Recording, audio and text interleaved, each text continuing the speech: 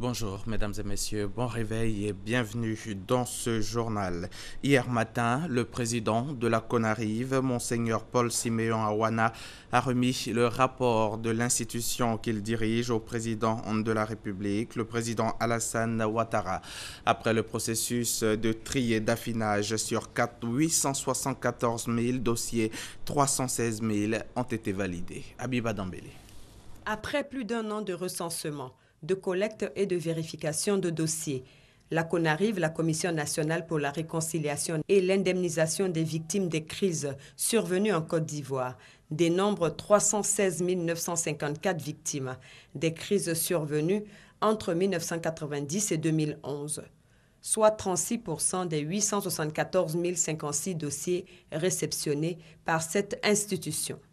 En plus de ces chiffres, le rapport remis ce mardi au président Alassane Ouattara comprend une grille d'indemnisation et une politique de réparation.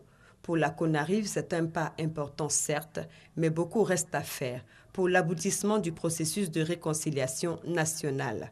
La réparation, pilier fondamental de la justice transitionnelle, constitue une compensation pour les droits violés. Cependant, la réparation n'est qu'une étape du processus de réconciliation. Elle vise à soulager les victimes et à leur traduire la compassion de l'État. Cette étape, une fois entamée, il est du devoir de l'État de s'attaquer aux causes profondes des crises successives qui ont fragilisé le tissu social. Le malaise est profond et il convient à présent de mettre un accent particulier sur les initiatives en faveur de la réconciliation nationale. Pour le ministre d'État, Jeannot Ahoussou-Kouadio, ce fichier unique consolidé est une preuve de plus que le président Alassane Ouattara veut aller à la réconciliation nationale. C'est la preuve, s'il en était encore besoin, de votre attachement aux initiatives en faveur de la paix, de la cohésion sociale, de la réconciliation nationale, en un mot, de l'unité nationale et de la cohabitation fraternelle entre les habitants de notre pays.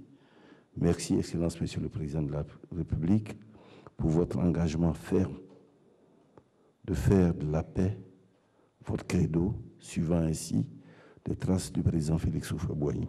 Prenant la parole, le président de la République a félicité la CONARIV pour le travail minutieux abattu un an après sa création. Une fois de plus, il a profité de l'occasion pour réitérer son appel à l'Union nationale. Bien évidemment, c'est un domaine où nous devons tous travailler, chacun de nous, chaque citoyen. Aussi bien ceux qui ont été affectés par la crise, comme ceux qui ne l'ont pas été directement. Et on a parlé récemment du retour des réfugiés. J'ai été saisi quand j'étais à Paris du décès de mon frère Ben Soumaoro, et nous avons pris les dispositions pour que son corps puisse revenir en Côte d'Ivoire, puisqu'il était exilé au Ghana. Vraiment pour dire à tous ceux qui sont à l'extérieur, qui sont maintenant des exilés volontaires, qui rentrent au pays, les dispositions sont prises au niveau du ministère de l'Intérieur et du ministère de la Justice pour qu'ils puissent rentrer librement. Bien évidemment, le ministère de la Justice a fait des efforts importants en matière de liberté provisoire, mais cela ne suffit pas, il faut que les jugements aillent à terme. J'insiste sur ces faits pour dire que j'essaie de jouer ma partition en matière de contribution à la réconciliation, au renforcement de la cohésion sociale.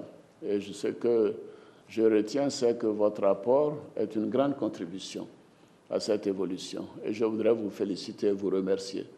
Et profiter de cette opportunité pour dire que tous nos concitoyens doivent contribuer à cette évolution des choses. Question de transparence, le président Alassane Ouattara a demandé au gouvernement de rendre publics les rapports de la CONARIV et de la CDVR.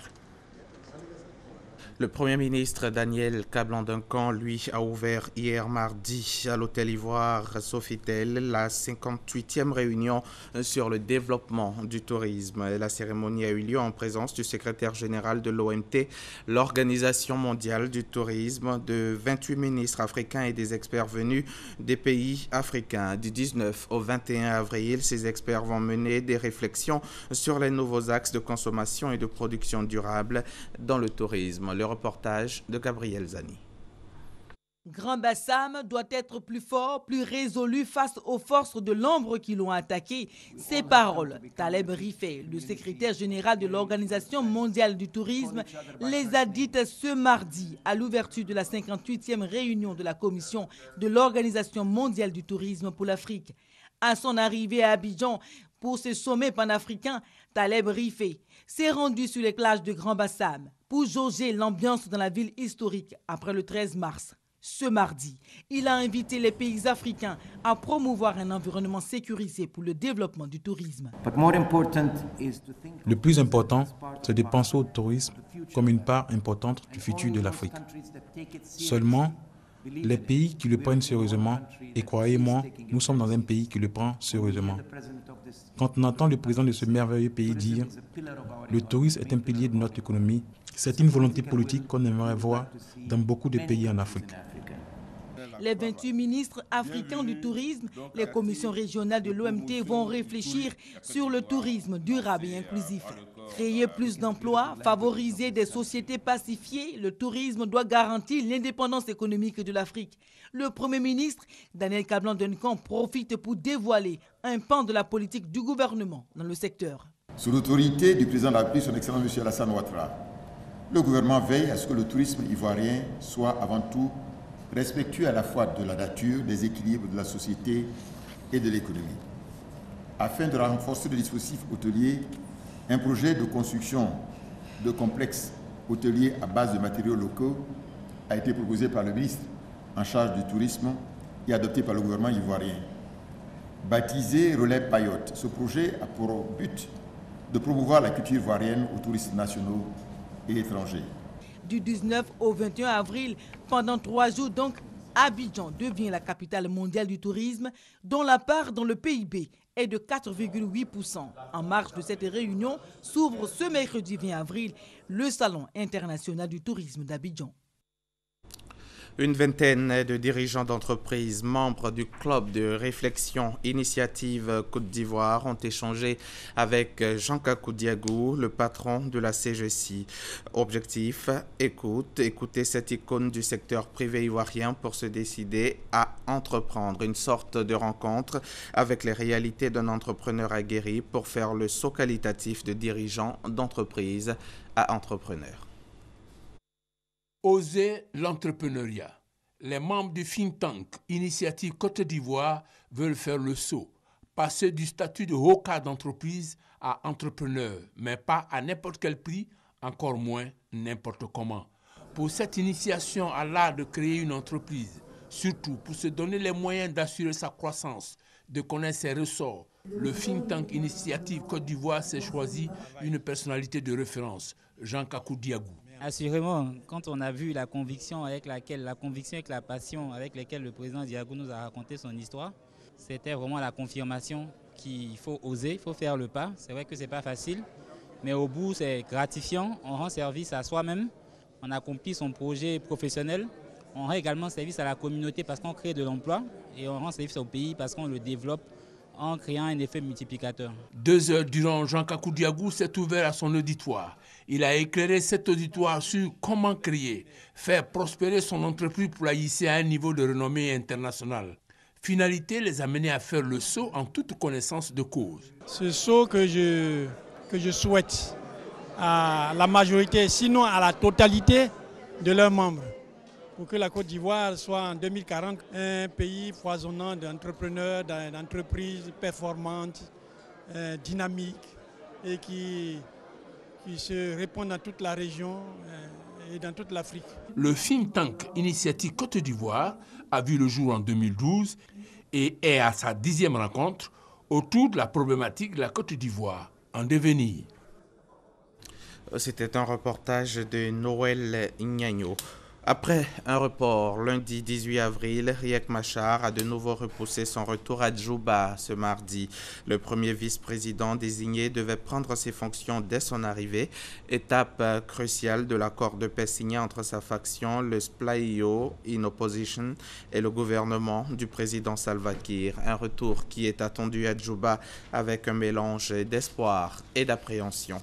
Et puis Donald Trump a largement remporté hier mardi 19 avril la primaire républicaine de New York. Dans le camp démocrate, c'est Hillary Clinton qui rafle la mise dans une primaire annoncée comme cruciale dans la course à l'investiture pour la présidentielle américaine.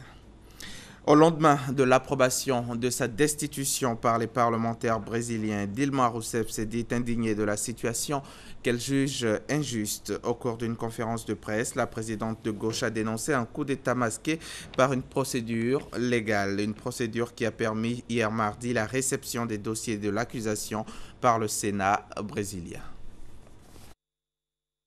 Visiblement éprouvée, Dilma Rousseff se dit indignée au lendemain de l'approbation de sa destitution par la Chambre des députés.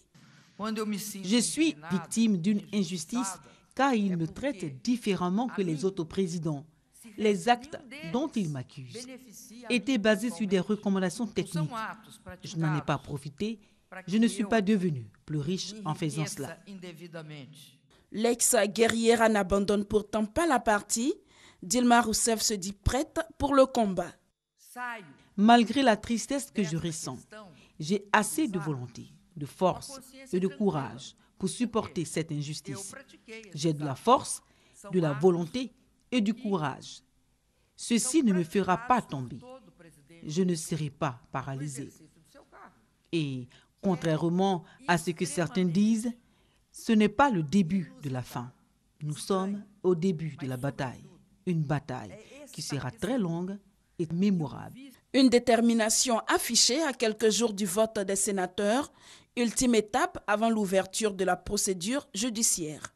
Des dossiers permettant à la commission d'examiner les faits sont arrivés lundi après-midi au Sénat. C'est le rôle du Sénat d'instaurer la procédure, l'acceptant ou non, puis juger. Et plus que jamais, nous prétendons le faire avec une absolue impartialité et une totale neutralité. Le sort de Dilma Rousseff est désormais entre les mains des 81 sénateurs. Malgré sa détermination, la partie semble jouer d'avance, du moins pour bien d'analystes. Reportage signé Salimato Dia et Sylvie Touré. La 9e édition du FEMUA, le Festival des musiques urbaines d'Anoumambo, s'est ouverte hier matin. Une cérémonie qui a vu la participation du président du PDCI-RDA, Henri Konan Bédié, président de la manifestation, et de plusieurs membres du gouvernement. Le FEMUA 9 qui restera fidèle à la vocation, faire le temps de, pendant 6 jours donc, d'Anoumambo, l'épicentre de la musique du monde. Cette édition a pour thème la jeunesse et développement. On en parle avec Franck Quadio et Isaïo. Top départ pour la 9e édition du Festival des musiques urbaines d'Anoumambo FEMUA. Le parrain de la cérémonie, Henri Konan Bédié, président du PDCI, accueilli dans la liesse populaire. Pendant 6 jours, le village d'Anoumambo dans la commune de Marcory et Korogo dans le nord du pays vont vivre au rythme du FEMUA 9 où concerts et actions sociales feront bon ménage. Le commissaire général du FEMUA rend hommage aux parrains et donne l'intérêt du festival. Les différentes crises qu'a connues la Côte d'Ivoire ont fragilisé le tissu social et ont eu de graves répercussions sur la jeunesse ivoirienne. Notre objectif aujourd'hui, c'est d'aider cette jeunesse, de l'encadrer et de la mettre face à ses responsabilités. En acceptant d'être parrain de cette 9e édition, Henri Konan Bédié démontre qu'il est un homme de culture et de paix, indiquent les ministres Maurice Bandama et Sidi Tiemoko Touré. Pour eux, le thème du FEMUA 9, jeunesse et développement, est d'actualité. Avec le FEMUA, la musique devient une véritable industrie créatrice d'emplois et d'opportunités offerts aux jeunes. Merci d'impacter votre communauté aujourd'hui comme hier et certainement demain. Pour notre part, notre partenariat qui s'est noué cette année est désormais scellé dans le marbre. Sans jeunesse, il n'y a pas de développement. Le FEMUA est une lucarne de promotion des valeurs pour la jeunesse ivoirienne, indique Henri Konambédié, dont le message a été lu par son directeur de cabinet, Lénisongui Koulibaly. L'association de la jeunesse avec la culture d'un pays permet aisément de favoriser l'épanouissement de ce pays dans tous les domaines artistiques et culturels avec la promotion de jeunes talents. Le parrain du FEMUA 9, Henri Konambédié, a intégré ce jour la génération Nyando d'Anoumabou. Il porte désormais le nom Aimé Henri Konambédié à Lyodan. Le groupe Magic System est par ailleurs invité par le président du PDCI RDA à donner un concert à Daouko après le FEMUA. Quand j'avais un peu matin ou du soir, on était ensemble à la rue Princesse. C'était un reportage signé Franck Quadio et Issa Yeo, nos spécialistes culture maison. Voilà, c'est fini pour ce matin. Je vous laisse en compagnie de Mariem Touré. Restez toujours sur RDI.